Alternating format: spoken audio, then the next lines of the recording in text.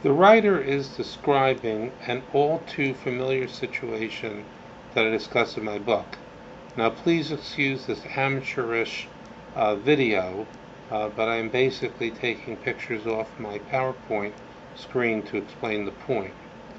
She describes a lifelong problem with homework with her son. And what happens is it starts in elementary school where you have one teacher and you have the child. And the teacher is trying to get the child to do the homework, and the homework's not getting done. And as you'll see in this picture, the child looks reasonably happy. And you're being brought into a position where you're being asked to leverage the child to do the homework. You're sort of like the fulcrum of a seesaw. Now, what happens is when you reach the upper elementary school levels, and I'm from New Jersey, where generally, at least in the school districts my kids have been in, there are two major teachers by the upper elementary school. Well, what happens is the child isn't doing the work. If anything, you're getting pressed down, as now you have the demands of two teachers and other people at the school. The child may start acting out, the disciplinarian gets involved, maybe the nurse gets involved because people decide medication will help. By middle school, the child has an extremely difficult situation to deal with, which is a cast of characters that are trying to get that child to do the work. That cast of character now includes 4, maybe 5 teachers, all converging on the same space with homework assignments. The disciplinarian's involved, the principal may be involved, the guidance counselors are involved, maybe the child study team gets involved. And as you see from this picture, the child is depicted as getting angry, and you is getting further crushed. But the one thing that doesn't happen is the homework doesn't get done. By high school, the numbers of people who get involved just keep magnifying, and you feel completely overwhelmed, and you've essentially lost the child to school and to education. That child is just completely turned off. I've thrown the athletic director into this picture, largely because if your child happens to be an athlete, what happens by the high school age is that is that athletic eligibility kicks in.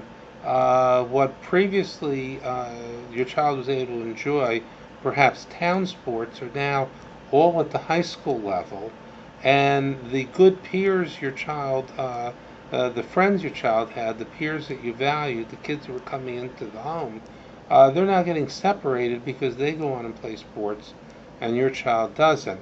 And this is a real setup for your child to become involved with peer groups that you're less happy that your child's associating with. Well, a lot of this is due to what I call the myth of motivation. And I ask the question, is your child not doing the homework because he or she can't do the work, lacks the skill, or because she doesn't want to do the work, lacks the interest? Well, the default assumption is almost always that it's a matter of interest, and I call this the myth of motivation. The truth is that it's usually as much an issue of skill as it is one of interest, and even if there is some lack of interest, let's be honest, kids can be lazy, not everybody wants to do their work.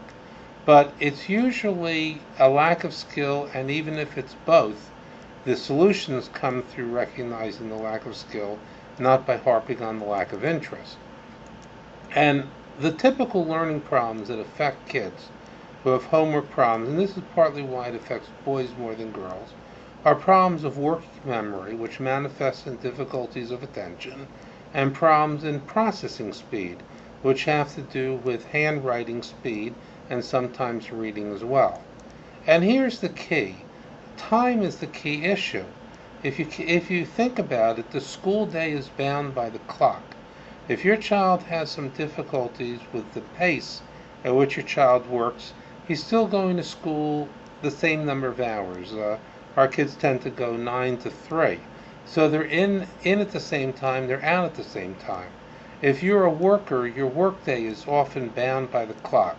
Federal law doesn't even allow you to work extra hours without getting at least time and a half pay, even if you work a little more slowly than the person who's working next to you.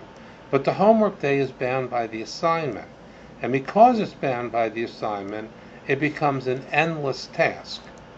Now, what ends up happening is in a normal situation, the school system has its own hierarchy with students reporting to teachers, teachers to the principal, principal to the superintendent, and the superintendent to the Board of Education. And you have a parent-child relationship which goes on separate from the school relationship. While you want to have good relationships with each other, the parent is still the head of the home, whereas the school system is in charge of the education during the school day.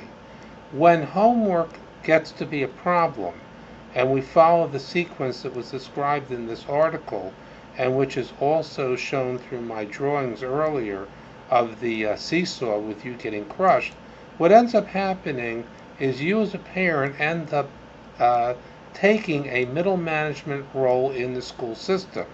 You are actually operating as an agent for the teachers to get your child to do the work.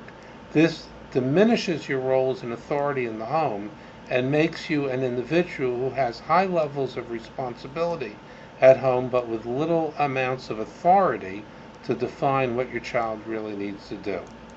And the solution is extremely simple. Time-bound homework, reduced penalties, and a clear statement that the parents are the ones in charge of their homes. Now, in the article and the 3-week progress, the 3-week progress that's described in the article, what that parent did is the parent and the writer created time-bound assignments, as opposed to saying that the child had to work till it was done. The child just had to work for a limited amount of time. Now, the situation gets more complicated when you want the school to reduce the penalties and you want to assert the fact that in class, the teachers have the final say, but at home, parents have the final say. That gets more complicated, and it's an issue that I discuss in much more detail in my book, The Homework Trap. And I view my book not only as an explanation of what needs to be done, but also as a tool.